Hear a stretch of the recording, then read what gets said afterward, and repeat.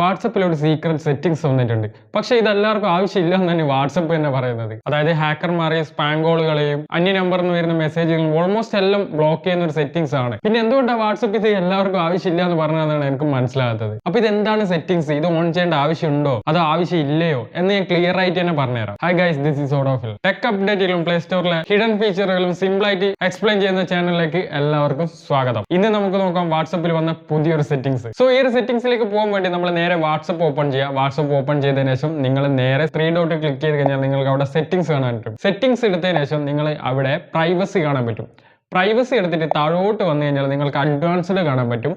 Advance ഒന്നുകൂടെ എടുക്കുക. അഡ്വാൻസിന്റെ ഉള്ളിലാണ് ഈ ഒരു സെറ്റിംഗ്സ് വന്നിട്ട്. അഡ്വാൻസിന്റെ ഉള്ളിൽ വന്നാൽ നിങ്ങൾക്ക് താഴോട്ട് വന്നു കഴിഞ്ഞാൽ ഈ ഒരു സെറ്റിംഗ്സ് കാണാൻ പറ്റും. സ്ട്രിക്റ്റ് അക്കൗണ്ട് എന്നുള്ളത്. സ്ട്രിക്റ്റ് അക്കൗണ്ട് എന്നുള്ളത് സൈബർ ആക്രമണ സാധ്യത കൂടുതലുള്ള ആളുകൾക്ക് വേണ്ടി കൊണ്ടുവന്ന ഒരു സുരക്ഷാ സംവിധാനമാണ്. ഇത് ഓൺ ചെയ്ത് കഴിഞ്ഞാൽ ചില സെറ്റിംഗ്സുകൾ ഓട്ടോമാറ്റിക് ആയിട്ട് ലോക്ക് ചെയ്യുന്നതായിരിക്കും. അതായത് നിങ്ങളുടെ അക്കൗണ്ട് കുറച്ചുകൂടെ കൂടുതലായിട്ട് സംരക്ഷിക്കപ്പെടും. ഇനി ഈ ഒരു മോഡ് ഓൺ ചെയ്ത് കഴിഞ്ഞാൽ ഒരുപാട് മാറ്റങ്ങൾ വരുന്നതായിരിക്കും. അതിൽ ഒന്നാമത്തതാണ് നിങ്ങൾക്ക് അറിയാത്തൊരു നമ്പറിൽ നിന്നും മീഡിയ ഫയലുകൾ വരുന്നത് ബ്ലോക്ക് ചെയ്യുന്നത്. അതായത് ഫോട്ടോസ്, വീഡിയോസ്, PDF അങ്ങനെ എന്ത് തന്നെയായാലും അത് ബ്ലോക്ക് ചെയ്യപ്പെടുന്നതായിരിക്കും. പിന്നെ രണ്ടാമതായിട്ട് വരുന്നത്, ഇപ്പൊ അറിയാത്ത ഒരാള് നിങ്ങൾ ഏതെങ്കിലും ഒരു ഗ്രൂപ്പിലേക്ക് ആഡ് ചെയ്യാൻ വിചാരിച്ചു കഴിഞ്ഞാൽ അത് നടക്കില്ല. അപ്പൊ അൺവാണ്ടഡ് ആയിട്ടുള്ള ഏതെങ്കിലും ഗ്രൂപ്പിലേക്ക് ഏതെങ്കിലും ഹാക്കേഴ്സോ അല്ലെങ്കിൽ ആരെങ്കിലും ആഡ് ചെയ്യാൻ വിചാരിച്ചു കഴിഞ്ഞാൽ അത് നടക്കില്ല. മൂന്നാമതായിട്ട് വരുന്നത്, അൺനോൺ ആയിട്ട് വരുന്ന കോളുകൾ സൈലന്റ് ആക്കപ്പെടും. ഇതുവഴി നിങ്ങൾക്ക് ഒരു തരത്തിലുള്ള സ്പാം കോളുകൾ നിങ്ങളെ ബുദ്ധിമുട്ടിക്കില്ല. അഞ്ചാമതായിട്ട് വരുന്നത് ലിങ്ക് പ്രിവ്യൂ ഓഫ് ചെയ്യും എന്നുള്ളതാണ്. അതായത് നിങ്ങൾക്ക് തന്നെ കിട്ടിയിട്ടുണ്ട് ചിലവർ ലിങ്ക് ഒക്കെ അയച്ചു തരുന്നത്. ആ ഒരു ലിങ്കിൽ ക്ലിക്ക് ചെയ്ത് കഴിഞ്ഞാൽ നിങ്ങൾ IP അഡ്രസ് അവർ അവിടെ നിന്ന് എടുക്കും. സോ അത് ഒഴിവാക്കാൻ വേണ്ടിയിട്ടാണ് ഈ ഒരു ഫീച്ചർ കൊണ്ടുവന്നിരിക്കുന്നത്. ഈ ഒരു ഫീച്ചർ ഉള്ളത് കൊണ്ട് തന്നെ നിങ്ങളുടെ IP അഡ്രസ് മൂന്നാമതൊരാൾക്ക് മനസ്സിലാക്കാൻ ബുദ്ധിമുട്ടായിരിക്കും. പിന്നെ ഏറ്റവും അവസാനമായിട്ട് വരുന്ന ഒരു ഫീച്ചറാണ് protect IP address in call. അതായത് നിങ്ങൾ കോൾ ചെയ്യുമ്പോൾ നിങ്ങളുടെ വാട്സ്ആപ്പ് സെർവർ വഴി കോളുകളൊക്കെ റിലേ ചെയ്യുന്നതായിരിക്കും. അതുകൊണ്ട് തന്നെ ഹാക്കേഴ്സിനെ ട്രാക്ക് ചെയ്യുന്നത് കൂടുതൽ ബുദ്ധിമുട്ടായിരിക്കും. പക്ഷെ അതിലൊരു കുഴപ്പമുണ്ട്.